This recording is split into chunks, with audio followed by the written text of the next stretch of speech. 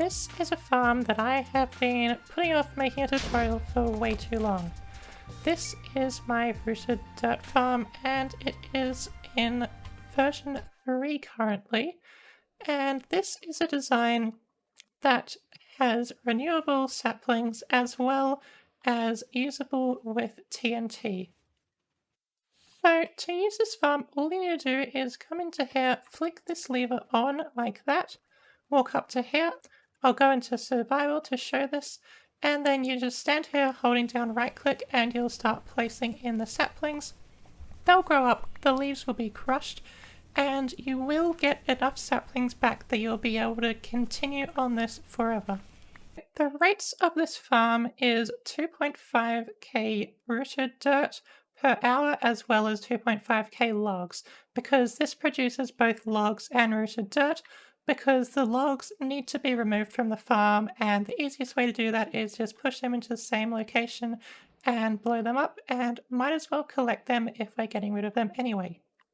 And the other good thing is this only uses 1 stack of TNT per hour. So if you don't want to use a TNT duper, you can just connect a dispenser up here like I've done.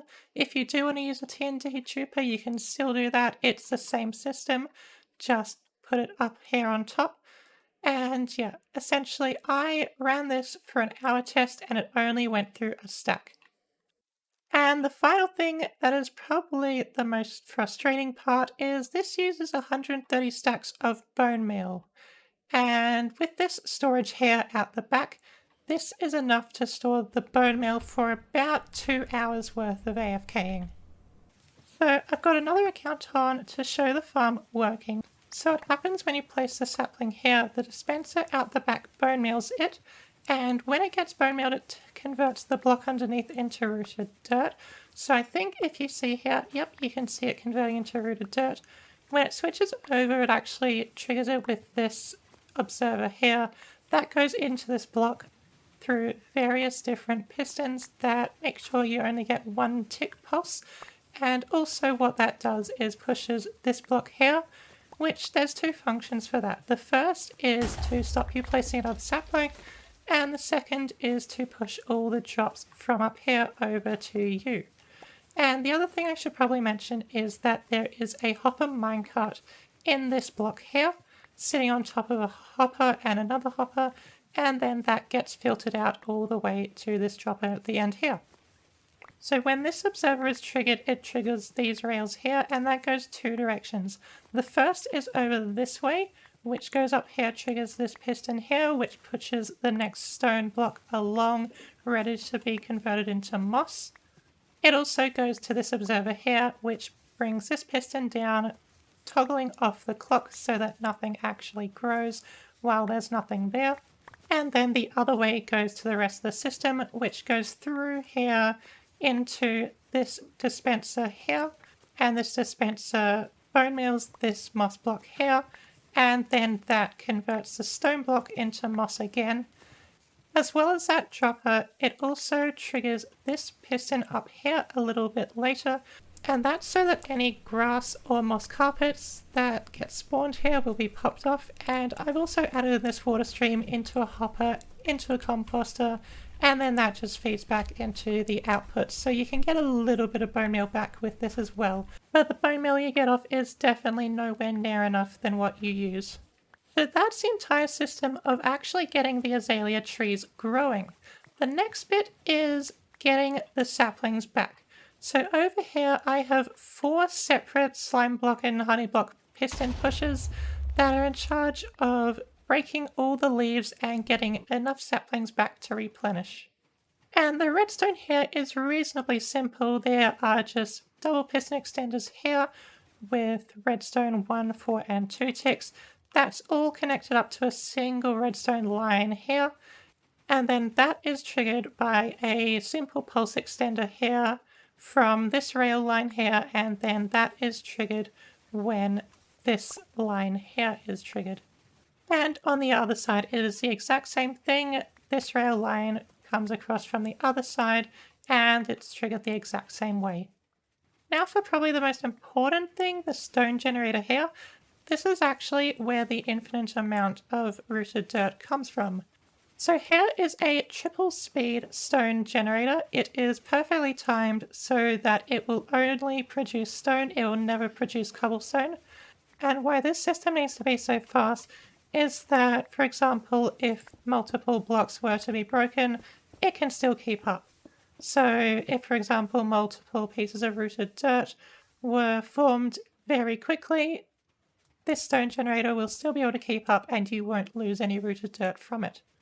And this stone generator here is powered by this 11 redstone tick clock. And that is turned on when you flick the lever, which is just here. That turns this on. And it also turns on the clock here. Ignore me while I just fixed something that I broke. So this also goes up here, and turns this torch off, retracting this piston and turning off this clock here when the farm isn't on. Now this line here goes all the way over up here, and that goes to this dispenser here, which has all the TNT in it. And what this means is that if this ever got empty, so I can just show that right now if it gets empty, just like that. This line turns on, you can see the line has gone all the way over here. It's powered this, which powers this, which means this is off, the farm is now off, and that also turns off the stone generator here. And to turn it back on, all you need to do is just put the piston back in there, and the farm will start working again. Although there is a slight chance that you turn it off at just the wrong time, and you need to break this block to actually kick it into action again. Anyway, the final bit of the farm is the blast chamber, and this is designed so that it explodes 80 blocks every TNT blast, or a stack of TNT per hour, essentially. And so we're getting the logs in above the rooted dirt, so that means we need to convert them to side by side. So that's what this system here is doing. It's pushing them up, along, and then forward, and that puts them side by side. They then go into this system here, get pushed across, pushed forward. They're then pushed around. When it gets to here, it actually triggers it until it's pushed across. And then, as you saw there, the pistons were pushed down. So there are multiple smart systems in here that allow the formation of this shape here. If I look at these pistons here, you will see that the middle one only will push, as you saw there, and a few seconds later after that, all three will push. So that means that the shape will actually form correctly. You also saw that these pistons pushed down immediately after the three were pushed in. That is important for all layers except for the... That's important for all layers except for this one here, which the TNT gets pushed down. This one actually waits until the TNT is about to explode, and as it explodes, they push the blocks down so that they have 0 blast resistance, and that allows more blocks to be broken at the same time, so all of them are dropped down, go into this hopper, and collected. So for this farm, I'm not actually going to do a full block by block tutorial, mainly because of how complicated it is, and I've tried to do a few in the past and it hasn't really worked out well. So instead what I'm going to do is I'm just going to show you a few key things about the schematic that you may need to know. Okay, let's just come over here and place in a new one right here. So paste it in, there we go. So you'll notice that the tree isn't actually here. That's because you don't actually need any of it there, and it's probably just a waste of resources to actually put it there. However, you do need one log here. These can actually be any block you want, as long as they can be pushed by a piston, but I would recommend putting in the wood on this one, and for the one below, anything that can be pushed, so it can't be most, but probably like stone or something, but it would normally be rooted dirt. So that needs to go all the way along and actually fill everything up to this block here, so leave a gap here, and then the wood needs to go up to here, and you also need 2 blocks right here. Also, another thing that is very important is these 3 blocks are 1 block above the pistons here. If you don't put them up here, the farm will break. Same with these target blocks here. They need to be on the piston. Other than that, that is pretty much everything you need to know. This line here will turn the farm off if you're out of TNT. The farm will just stop working if you're out of bone meal, and you can always just turn the farm off with this lever right here. Anyway, that is going to be it for this video. I have included the schematic as well as the world download for this world if you want to have a look at it in the description, so if you want to check that out. But anyway, that's going to be it. Thanks for watching, and I'll see you in the next one.